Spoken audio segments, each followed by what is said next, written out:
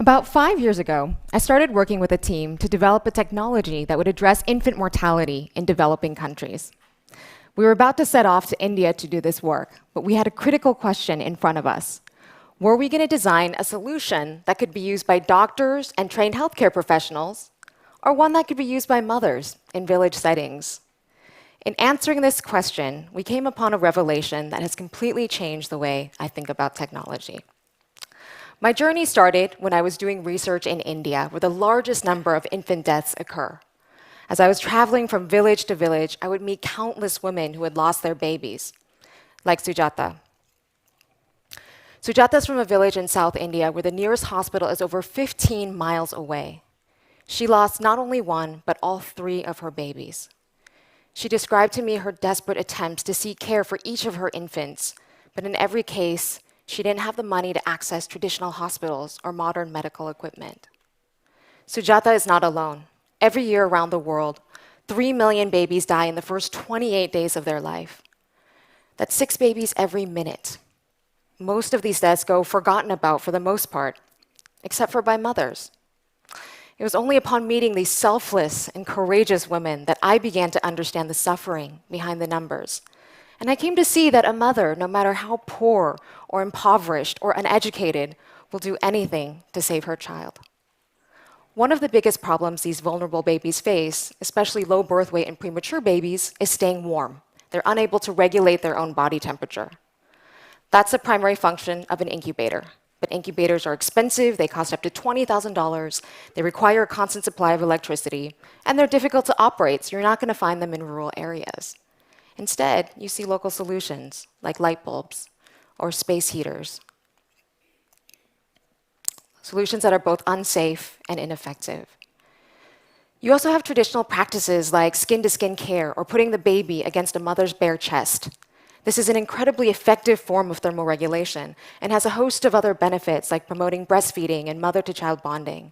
But it's difficult for mothers to do this 24 hours a day, especially in cases where they have to go back to work days after they deliver to support the rest of the family. In seeing this situation, my team and I realized there was a need for a low-cost, locally appropriate solution to this problem. We wanted something that could be used by mothers like Sujata. That meant it had to be extremely easy and intuitive to use and able to function without a constant supply of electricity. So we went to the drawing board. And this is what we came up with. This is one of the earliest prototypes of our device. This is the Embrace Infant Warmer. It looks like a little sleeping bag for a baby. The core technology sits underneath the sleeping bag. It's a pouch of a wax-like substance, a phase-change material, that when melted maintains a constant temperature for hours at a stretch. As we looked at this, we realized this looks nothing like an incubator. And as we did more and more research, we realized the populations we were interacting with were mostly uneducated, illiterate women. We were scared to take this home with them. What if something went wrong? What if the baby was harmed because of inappropriate use of the technology? At that point, we decided it would be far safer to first put this into the hands of doctors, of trained healthcare professionals, where it could be tested in more controlled environments. Small clinics had a need for this anyways. We could start with the product there and then refine it as necessary for use in more risky environments at home with the mothers. So we came up with a version of the product for use in hospital settings. We put a clear window in the front so doctors could view the baby's breathing and color. We made it compatible with IV lines. That's what this flap is for.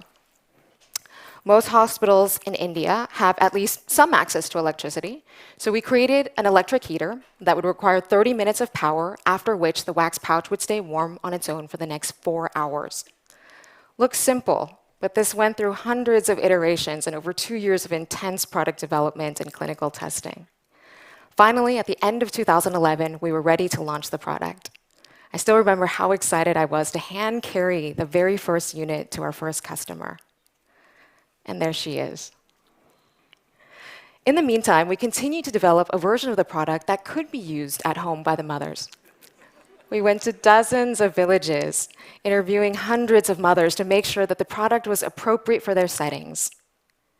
We created a baby interface that would allow for even easier access to the baby, so mothers could breastfeed and provide skin-to-skin care. We created a wax pouch that would last for 8 hours rather than 4 hours so mothers could sleep through the night. We put a temperature, yeah, nice thing for the moms, right? We put a temperature indicator on the pouch to let moms know when the product was in the right temperature, when they needed to reheat. And initially, this was numeric, so you could see the exact temperature. But as we went into villages, something funny happened. Mothers would say to us, "We don't trust Western medicine. If you told me to give a certain dosage of medicine to my baby, I would cut it in half because it's probably too strong. If you told me to keep this at 98 degrees, I'd keep it at a little less than that because that's probably too warm." That led to a very important design decision to make it binary. Green means product is good to go.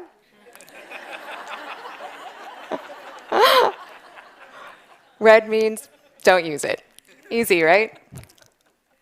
We created a version of the heater that was powered with hot water instead of electricity.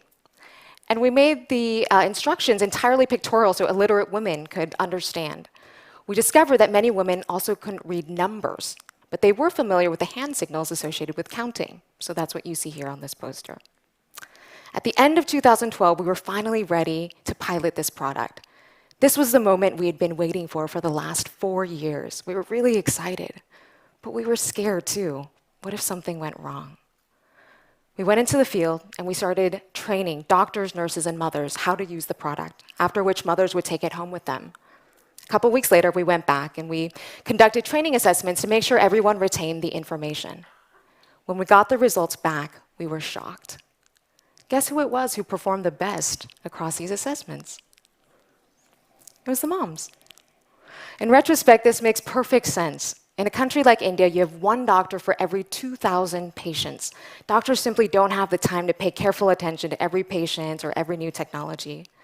But more importantly was the lesson I had learned in the very beginning, that a mother will do anything to save her child. But all that effort and all that care was lost if she couldn't access appropriate healthcare or technologies. But what if you could give these women a technology that empowered them to save their children? A technology that was powered by their love. This is what you would see.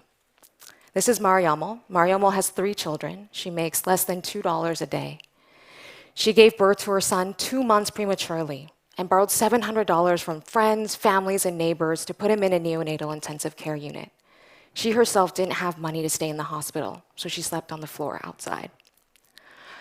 Eventually, she ran out of money. At that point, the doctor advised us to take our product home with her. Within a week's time, she reported the baby was gaining weight and starting to feed well. She said the product gave her hope. When we went back to visit just a week ago, we found a happy, healthy little boy. And there are many such similar stories.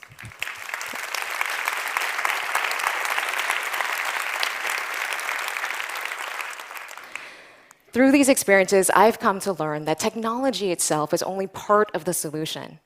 It's an enabler. But for technology to be effective, there must be intent from the person who's using it. No one has more intent to save a baby than a mother. This begs the question, are we designing solutions for the right people? Over the last 20 years, one of the Millennium Development Goals we've made the least progress on is reducing infant mortality. Public health experts believe that one of the biggest obstacles in reaching our goals is a huge shortage of healthcare workers. But why not instead focus on developing solutions for those who care the most about the child's survival? I'd like to end by coming back to Sujata.